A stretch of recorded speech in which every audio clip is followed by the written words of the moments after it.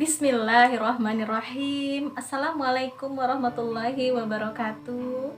Alhamdulillahirabbil alamin wa bihi nasta'in wa ala umuri dunya waddin. Wassalatu wassalamu ala asrafil anbiya'i wal mursalin sayyidina wa maulana Muhammadin wa ala alihi wa sahbihi ajma'in. Amma ba'du. Yang saya hormati kepada segenap keluarga besar Nahdlatul Ulama, wabil khusus sahabat-sahabat Fatayat semua, beserta para pemirsa dimanapun Anda berada, semoga kita semua selalu dalam lindungan Allah Subhanahu wa Ta'ala. Amin ya Rabbal Alamin. Oke sahabat, kembali lagi bersama saya sharing mengenai ilmu atau pengetahuan dalam menjalani bahtera rumah tangga. Untuk pertemuan kali ini ada bahasa kasih yang ketiga, yaitu pelayanan. Yang keempat yaitu hadiah. Masih ingat sahabat apa itu bahasa kasih? Bahasa kasih ialah cara seseorang menerima dan mengekspresikan cintanya kepada seseorang atau pasangannya, ya. Di sini saya akan sampaikan yang keempat tentang pelayanan. Sahabat, seseorang akan sangat merasa dicintai, akan sangat merasa disayangi ketika ia dilayani. Ketika bahasa kasihnya ialah pelayanan, lalu kita layani ia secara maksimal, ya. Contoh, kita layani makannya, kita cuci bajunya, kita siapkan pakaian yang ingin ia gunakan, kita siapkan minumnya, cemilannya, sepatunya. Kalau yang bekerjanya di keramaian yang membutuhkan kerapihan secara perfect, ya, tergantung apa pekerjaan pasangan kita. Kita layani ia secara maksimal. Dan di situ ia akan sangat merasa dicintai.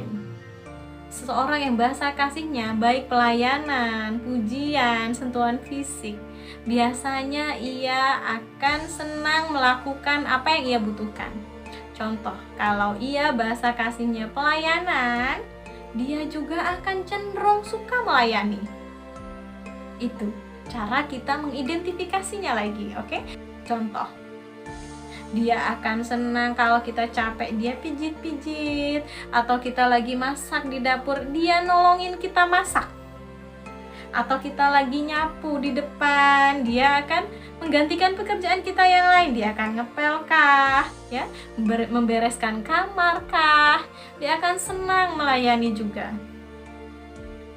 Sahabat, jadi cara mengidentifikasinya lagi ialah lihat apa yang sering ia lakukan kepada kita pasangannya, maka hakikatnya adalah ia membutuhkan itu juga.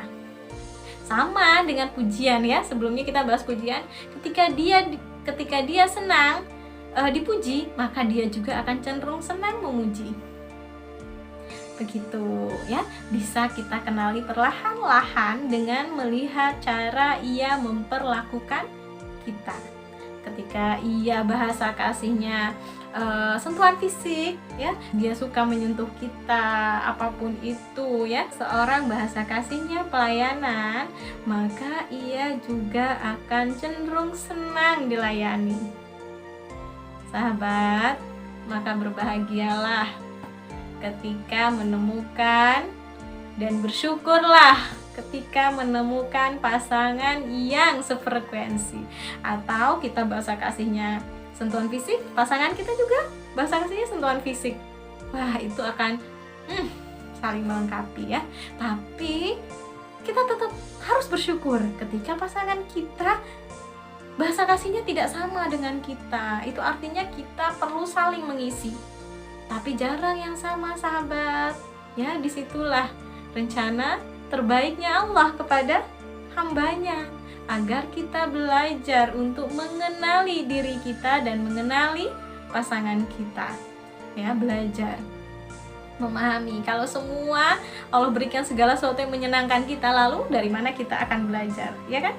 Kembali lagi ke topik pelayanan, ya. Ketika kita layani dengan baik, kita siapkan segala keperluannya, ya, kita selalu merapihkan rumahnya, dia pulang senantiasa dalam keadaan rapi, dia akan merasa sangat disayangi, maka terpenuhilah kebutuhan jiwanya, terpenuhilah bahasa kasihnya.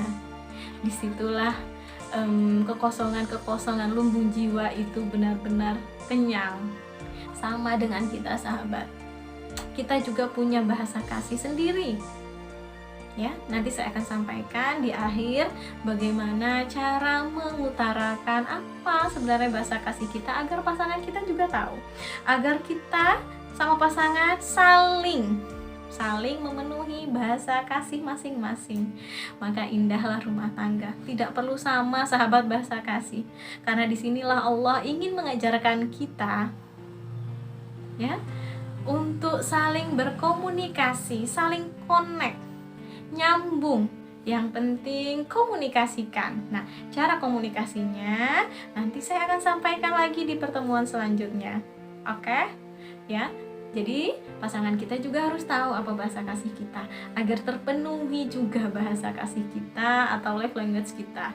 Ya, mungkin sahabat semua di rumah juga punya, sudah mulai meraba-raba bahasa kasih kita masing-masing. Silahkan kenali dulu bahasa kasih kita, kenali dulu diri kita, pahami dulu kebutuhan jiwa kita, kenali dulu love language kita. Barulah kita akan paham, berusaha mengenali love language orang lain atau pasangan kita, bahasa kasih pasangan kita. Ya, oh, bahasa kasih saya ternyata pujian. Saya sangat-sangat merasa sangat dicintai ketika saya dipuji. Nah, ketika kita merasakan itu artinya adalah bisa jadi ini bahasa kasih saya. Nah, identifikasi lagi. Saya ini kok sangat berbunga-bunga, merasa sangat dicintai ketika pasangan saya menyentuh saya, ya, ketika dia menyentuh atau menggenggam tangan saya dengan lembut, bergetar rasanya seluruh tubuh. Wah, jangan-jangan ini bahasa kasih saya. Nah, dari 7 itu nanti sahabat identifikasi sendiri mana yang lebih bisa membuat sahabat membuat getaran jantung atau getaran detakan jantung sahabat lebih kencang, merasa dek, ya, itu yang membuat sahabat merasa berbunga-bunga ketika sahabat diperlakukan seperti apa oleh pasangan. Itulah bahasa kasih kita, itulah cara kita mengidentifikasi apa bahasa kasih kita sendiri.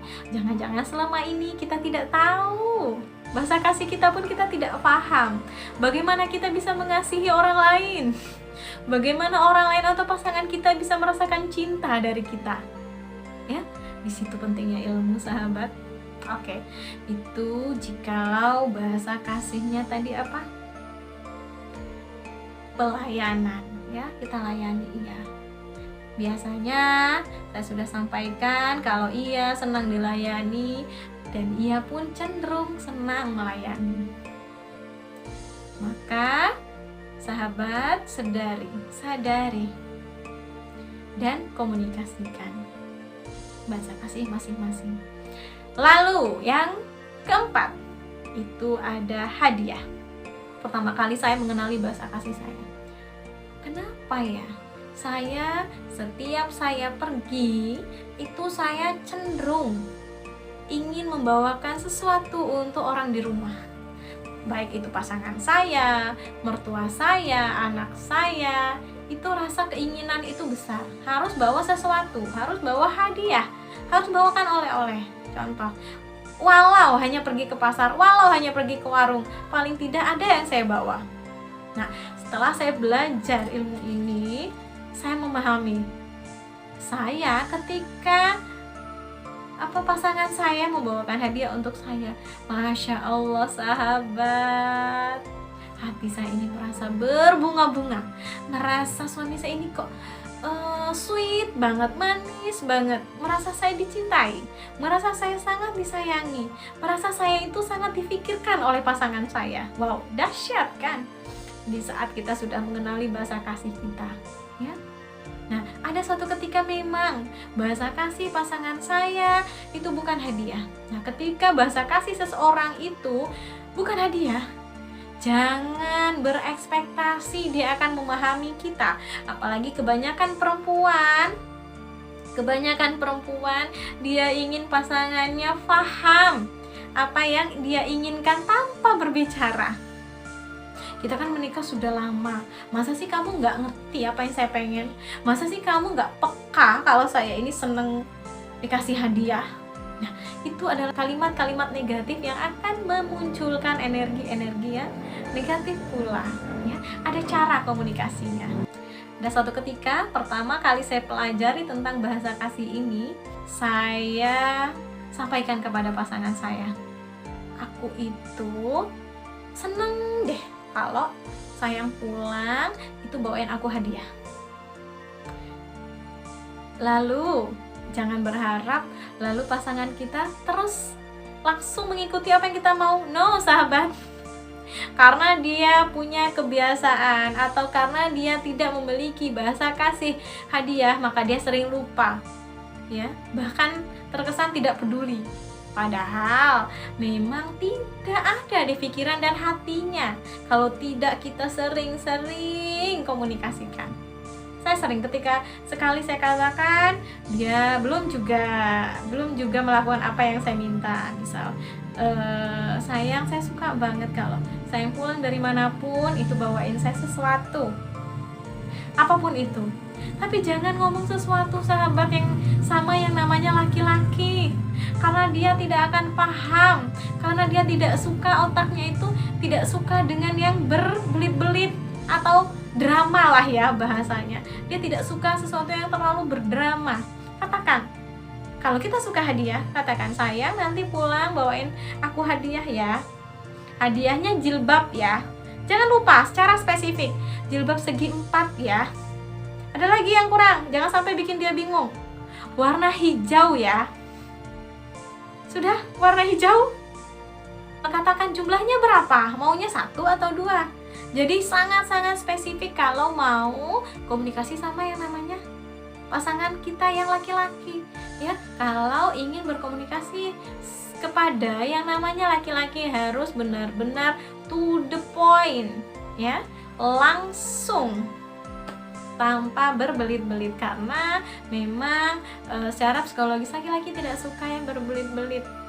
Langsung saja sampaikan apa yang kita butuhkan dan no expectation atau tanpa pengharapan.